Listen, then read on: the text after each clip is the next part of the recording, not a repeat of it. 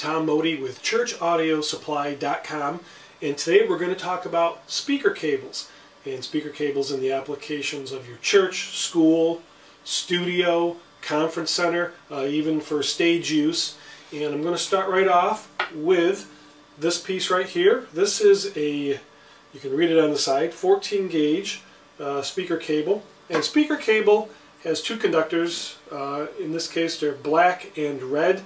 Our cable is individually jacketed, which means there's an outer jacket plus the conductors inside are jacketed. And it does not have a ground wire. I get a lot of confusion with that, people asking for a grounded speaker cable. Speaker cable is not grounded as far as having a shield or a foil drain on them, or even a ground wire. Two conductors.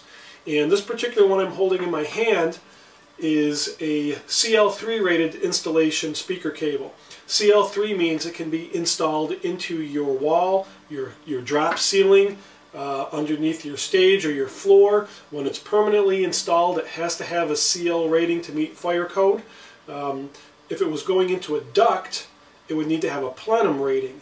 But if it's not going in any kind of air duct or venting system, this will work fine. This also can go in conduit, which a lot of people put in their wall. And one of the things you'll notice about this cable is that it's not very flexible as far as I can, it's not wiry or snaky feeling. You can bend it and it'll hold its shape. And one of the reasons for that is that you want to be able to fish it through conduit or through your wall or through some tight spots in your installation, and this will allow you to do so without it bunching up on you. So this cable is probably the one that we sell the most, and it's usually terminated sometimes with a 1/4 inch connector or even to a wall plate or a speak-on jack. But again, if you're installing in your church, in your school, in your home studio, you need to use installation rated cable. And it does differ from some of the other kinds of cables I'm going to show you. One of the things you'll also need to know about this that's very important is that the two conductors here are twisted inside the cable. They don't run parallel with each other. The twists are very important. I'll get to that in a minute or so. The next cable I'm going to show you is called our commercial series cable. And commercial series is not installation rated, so you would not put this in your wall or any type of permanent installation.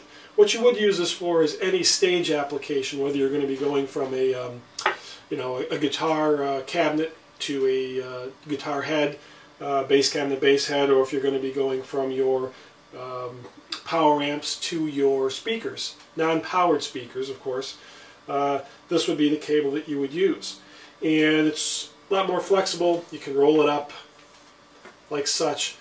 Pretty standard stuff. This is also terminated with a 1/4 inch connector on it, but you can buy it in bulk from us or pre-made in lengths. And this cable is the one you're going to use, again, for your stage application. The most important thing about it, again, it's twisted inside, and as I said, we'll get to that. The third and final speaker cable I'm going to show you today is called our Megaflex series cable. And with a Megaflex, it does not run in a twist, it runs paralleled. And paralleled like this means you can split it apart, and however far apart your contacts are and your components, you can slip it in there easily. This cable is used mainly for a home theater application. It is a high strand count. And the strand count means how many of these little fibers that you can see in there are actually twisted in each conductor. The high strand count gives it a lot higher definition for home studio, home theater, really high-end monitoring applications. Wouldn't really recommend this for a live sound application, but for your home, we do have this also in install rating as well. So if you're going to install it in your wall, you can get the install rating. If you're just going to run it from your components on the ground, you can just use this. The interesting thing about the one I'm holding in my hand right now is that this is also a silver-coated copper. Most speaker cable is copper, oxygen-free.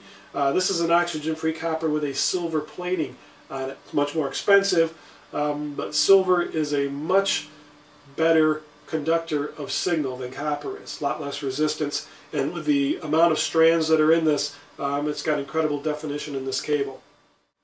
Finally today I'd like to talk to you about speaker cable gauges.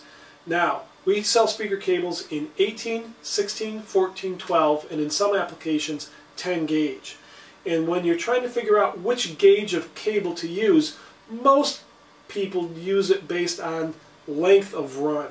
There are some people that will determine the output of power amps and things of that nature, but the simplest way for the novice to do it is just to say, I'm running at this length, this is the gauge I should match up to that. With gauges, the lower the gauge, the thicker the cable, and the longer, in theory, you should be able to run that cable and get maximum push from your sound into your speakers.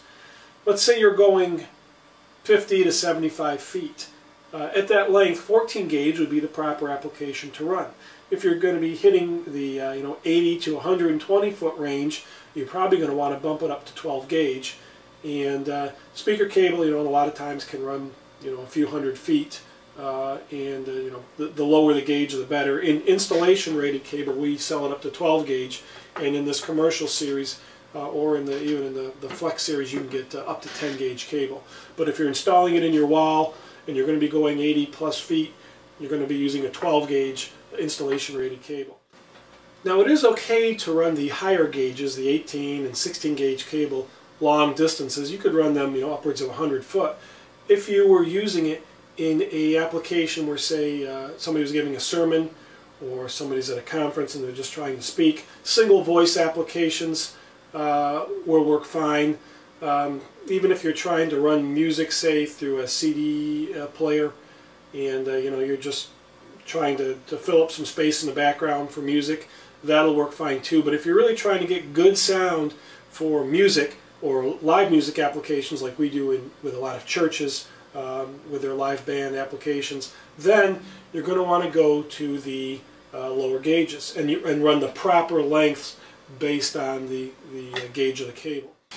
And in closing today, again, the two main points on speaker cable: what's the proper gauge to use at the length you're going to be running the cable, and are you going to be using an installation rating or a non-installation rated speaker cable?